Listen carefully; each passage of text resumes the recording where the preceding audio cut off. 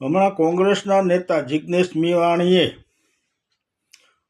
Police વડાને કહ્યું કે બનાસકાંઠામાંથી દારૂના અડ્ડાઓ બંધ કરાવો, ડ્રગ વેચાતું બંધ કરાવો, ગુજરાતમાં દારૂના અડ્ડાઓ બંધ કરાવો, ડ્રગ વેચાતું બંધ કરાવો, નહીંતર તમારા પટ્ટા ઉતરી જશે.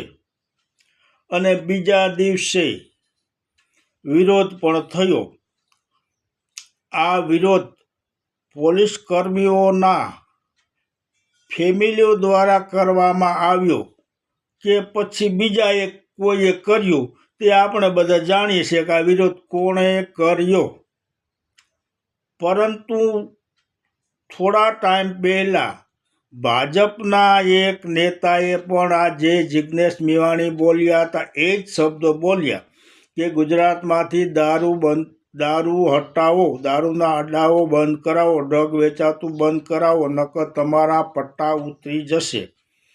આ એક ભાજપના નેતાએ પણ કહેલું, પરંતુ તેનો વિરોધ ક્યાંય થયો નહીં અને આ જિગ્નેશ મેવાણીનો વિરોધ થઈ રહ્યો છે.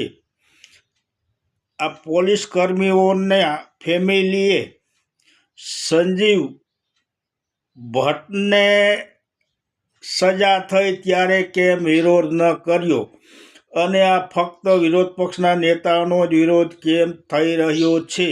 પત્રકાર જે પણ વિરોધ પક્ષના ફેવરમાં બોલે તો તેનો વિરોધ થાય, સત્તા પક્ષની વિરોધમાં બોલે તેનો વિરોધ થાય, પણ સત્તા પક્ષની ફેવરમાં બોલે તો તેનો કોઈ વિરોધ થતો નથી.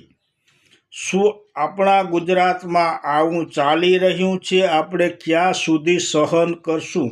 સહનતાની પણ હદ હોય છે. હવે કેટલુંક સહન કરશો? જય માતાજી.